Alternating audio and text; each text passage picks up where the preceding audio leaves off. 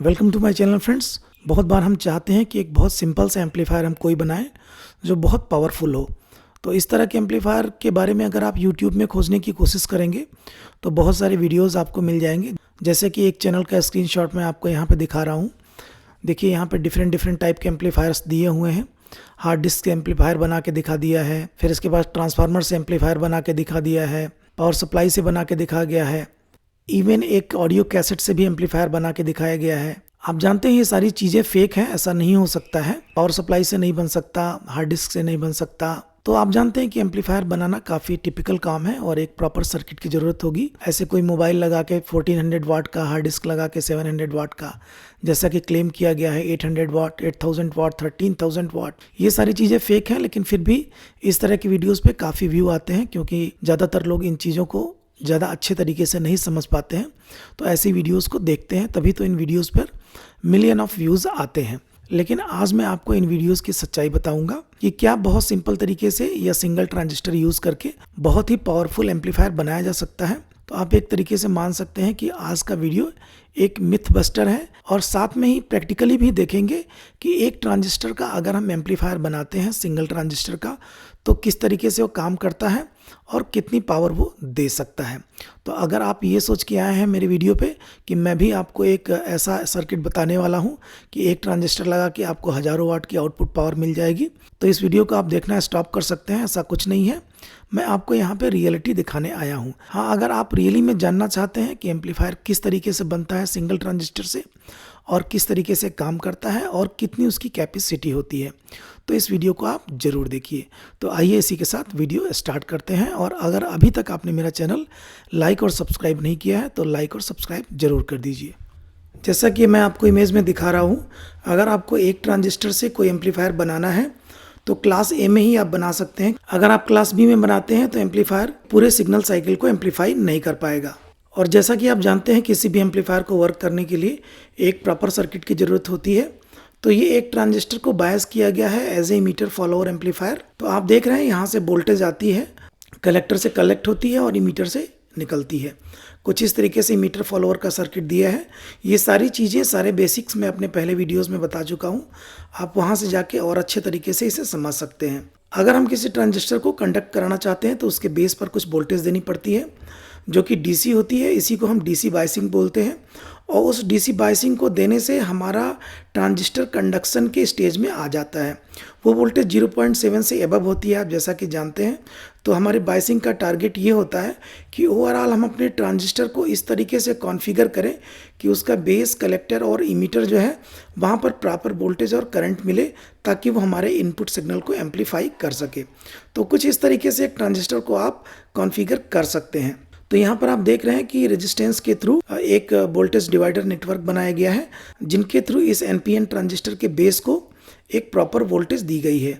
अब जब यहाँ पे एक वोल्टेज क्रिएट हो जाती है तो हमारा कंडक्शन के स्टेज में ट्रांजिस्टर आ जाता है। इस बायसिंग के बिना भी ये कंडक्ट करेगा, लेकिन तब आवाज़ हमारी ब्रेक हो कर आएगी क्योंकि 0.7 वोल्ट से नीचे का जो भी सिग्नल होगा उसको ये एम्पलीफाई नहीं कर पाएगा। तो इसके लिए हमने इसके बेस को 0.7 वोल्ट डीसी लिफ्ट अप कर दिया है ताकि ये ट्रांजिस्टर ऑलरेडी ऑन हो जाए।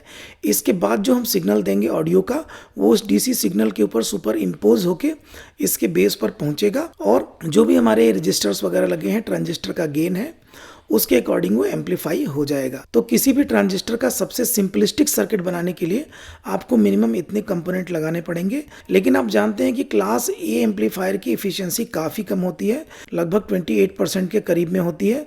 तो अगर इस एम्पलीफायर को आप 100 वाट की पावर सप्लाई देते हैं तो सिर्फ 28 वाट की पावर ये जनरेट कर पाएगा। लेकिन यहाँ पर भी कुछ लिमिटेशंस हैं, जैसे कि मैं आपको दिखाता हूँ। यहाँ पर मैं आपको 2SC5200 ट्रांजिस्टर की डेटा शीट दिखा रहा हूँ। आप ये देखिए, कलेक्टर की करंट है और बेस इमीटर वोल्टेज है। तो बेस और इमीटर के बीच में अगर 0.4 वोल्ट पॉजिटिव का डिफरेंस होता है तो हमारा ये ट्रांजिस्टर 5200 कंडक्ट करने लगता है और 0.8 वोल्ट तक मैक्सिमम दे सकते हैं आप। जैसे ही आप बेस वोल्टेज बढ़ाते हैं वैसे कलेक्टर की करंट बढ़ती जाती है और बहुत ही थोड़ी सी बेस वोल्टेज बढ़ाने पर ही हमारा ट्रांजिस्टर सैचुरेट हो जाता है, यानी कि उसके बाद वो एज ए स्विच काम करने लगता है। जैसा कि आप जानते हैं कि ये ट्रांजिस्टर 100 वाट तक की आउटपुट दे सकता है, लेकिन 100 वाट की आउटपुट ये ट्रांजिस्टर तब दे सकता है जब ये एज ए डीसी स्विच काम करे। लेकिन आप जानते हैं कि एम्पलीफायर में जो ट्रांजिस्टर लगा होता है वो डीसी स्विच नहीं होता है, वो एक एम्पलीफिकेशन डिवाइस होती है। बिकॉज वो ऑन स्टेज से थोड़ा ऊपर और सैचुरेशन से काफ़ी नीचे काम करता है, इसलिए उसमें काफ़ी ज़्यादा पावर लॉसेस होते हैं। थ्योरेटिकली 100 वाट दे सकता है, लेकिन प्रैक्टिकली अगर देखा जाए तो 70 वाट तक की आउटपुट पावर ये दे सकता है। वहीं पर अगर क्लास ए कॉन्फ़िगरेशन में देखा जाए तो 20-25 वाट तक की आउटपुट ही ये ट्रांजिस्टर दे सकता है, क्योंकि बाकी सारी एनर्जी हीट के फॉर्म में वेस्ट हो जाएगी। यहाँ पर एक ट्रांजिस्टर एम्पलीफायर का सिमुलेशन मैं आपको दिखा रहा हूँ इलेक्ट्रॉनिक फॉर्म में। जैसा कि आप देख रहे हैं ट्रांजिस्टर का एम्पलीफायर बना दिया गया है, और जैसे ही मैं इसकी बेस की वोल्टेज बढ़ाऊंगा आप देखिएगा इसके आउटपुट पर एक ऑसिलोस्कोप लगा हुआ है जहाँ पर साइन वेव आ रही है, और एक सीमा से ज़्यादा बेस वोल्टेज होगी। आउटपुट पर जो सिग्नल मीटर लगा हुआ है वहाँ पर आपको क्लिपिंग का साइन मिल जाएगा। देखिए मैं बढ़ा रहा हूँ धीरे धीरे, तो आप देख रहे हैं ऊपर जो ऑसिलोस्कोप लगा हुआ है जिसमें वेव फॉर्म दिख रही है, ये क्लिपिंग का सिग्नल आ गया। अभी मैं धीरे धीरे कम कर रहा हूँ तो क्लिपिंग कम हो रही है। अभी देखिए लगभग साइन वेव आ गई बेस वोल्टेज कम करने से। अभी मैं फिर से इंक्रीज़ करके आपको बेस वोल्टेज दिखाऊंगा। देखिए बेस की वोल्टेज मैंने बढ़ाई तो ऊपर आपका सिग्नल क्लिप करने लगा। इसको दिखाने का मेरा मतलब यही था कि ट्रांजिस्टर जो है बहुत जल्दी क्लिप हो जाते हैं अगर उनको प्रॉपर इनपुट सिग्नल नहीं दिए जाए, और बिना प्रॉपरली कॉन्फ़िगर किए बहुत ज़्यादा आउटपुट पावर हम उनसे नहीं ले सकते हैं।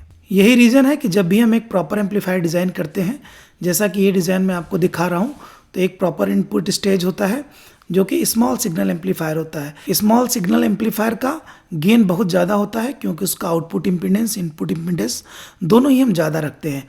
उसके बाद VS स्टेज होता है, यहाँ पर भी आउटपुट इम्पीडेंस बहुत ज़्यादा होता है, इस वजह से भी इस स्टेज का गेन बहुत ज़्यादा होता है।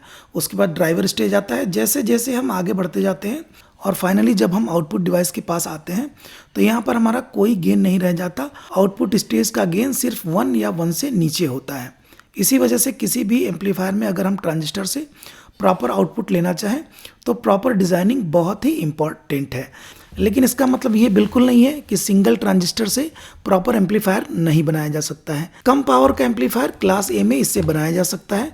प्री एम्पलीफायर बहुत ही अच्छा बनता है। जैसे कि यहाँ पर मैं आपको एक एम्प दिखा रहा हूँ, ये 2SK1058 मॉसफेट को यूज़ करके बनाया गया है। बहुत अच्छा क्लास ए का एम्पलीफायर है। इसको आप स्पीकर में और एज ए हेडफोन एम्पलीफायर भी यूज़ कर सकते हैं। एक ये भी एम्पलीफायर का सर्किट मैं आपको दिखा रहा हूँ, ये भी आपका एज ए एम्पलीफायर काम करेगा। एक ये सर्किट भी मैंने नेट से लिया है, इसको भी आप बनाकर ट्राई कर सकते हैं। थोड़ी मोड़ी सुनने लायक आवाज़ ये दे देगा, लेकिन आप जानते ही हैं प्रॉपर एम्पलीफायर अगर हमें बनाना है तो कुछ इस तरीके का सर्किट हमें बनाना पड़ेगा जहाँ की सारे स्टेज प्रॉपरली ट्यून्ड किए गए हों प्रॉपर आउटपुट लेने के लिए।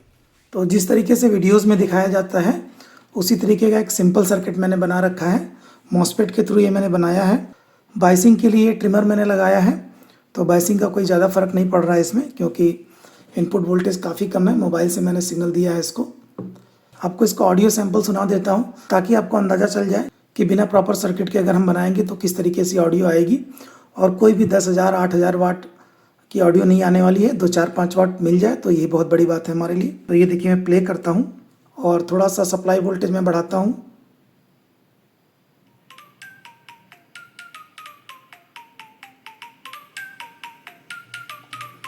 अभी तक आपको अच्छी आवाज़ सुनाई दे रही होगी, लेकिन आवाज़ में बहुत ब्रेकेज है अगर आप ध्यान से सुनेंगे। मैं थोड़ी सी सप्लाई वोल्ट और बढ़ाता हूँ।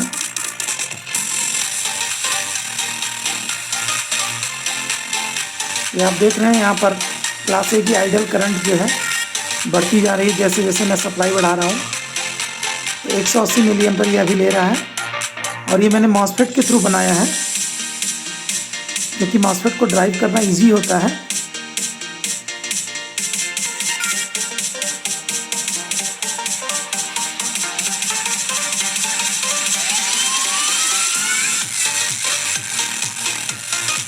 तो मिड वगैरह को तो अच्छे से हैंडल कर ले रहा है, लेकिन बेस सेक्शन में वीक है। बहुत धीरे ही आवाज़ है, कोई बहुत ही एफिशिएंट स्पीकर है तो आप सुन सकते हैं, अदरवाइज़ कोई ज़्यादा मज़ा नहीं है इसमें। बट एक एम्पलीफायर का काम तो कर ही रहा है, चाहे छोटा ही सही।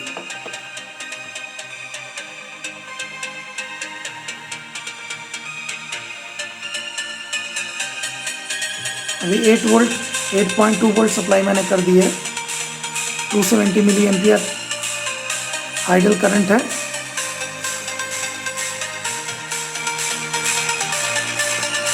लेकिन जैसे मैं वॉल्यूम को अप करता हूँ आवाज़ ब्रेक होती है।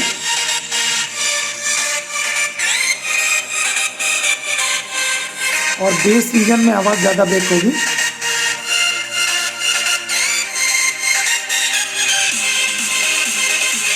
और बेस रीजन में ऑडियो ज़्यादा ब्रेक होगी। अभी आपको क्लियर सुनाई दे रही होगी।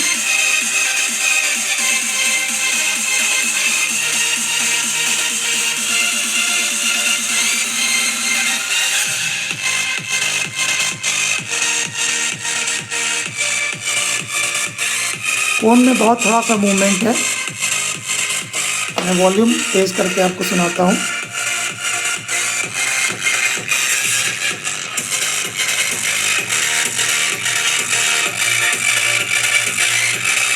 कितनी मूवमेंट मिल रही है।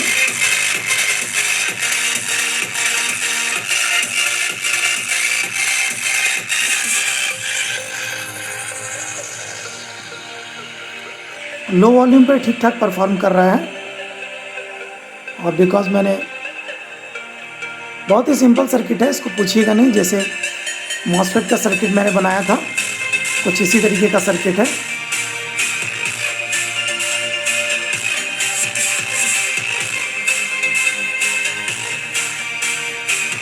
मॉसफेट मैंने इसलिए यूज़ किया क्योंकि टेम्परेचर के लिए सेंसिटिव नहीं होता है। टेम्परेचर ज़्यादा होने पर इसका इंटरनल रेजिस्टेंस अपने आप इंक्रीज़ हो जाता है।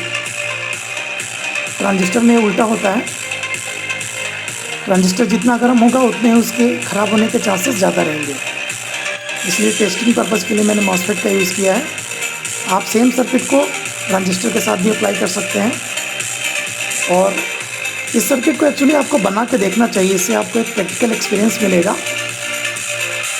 कि एम्पलीफायर्स किस तरीके से काम करते हैं। और एम्पलीफायर का बेसिक सीखने के लिए एक्चुअली एक बहुत अच्छा सर्किट है। लेकिन अगर आप ये सोचें कि इससे बहुत ज़्यादा आप आउटपुट पावर ले पाएंगे तो ऐसा पॉसिबल नहीं है। तो उम्मीद है फ्रेंड्स कि आपके काफ़ी कन्फ्यूज़न दूर हो गए होंगे और अब आप भी कोई वीडियो इस तरह का देख के कन्फ्यूज़ नहीं होंगे जहाँ पे एक मॉसफेट या एक ट्रांजिस्टर लगा के ये क्लेम किया जाता है कि 10,000 वाट पावर या 100 वाट पावर या इवन 50 वाट की पावर मिलती है। तो उम्मीद करता हूँ फ्रेंड्स कि आपको ये वीडियो पसंद आया होगा। इसी के साथ अगली वीडियो तक के लिए okay, tata and bye friends.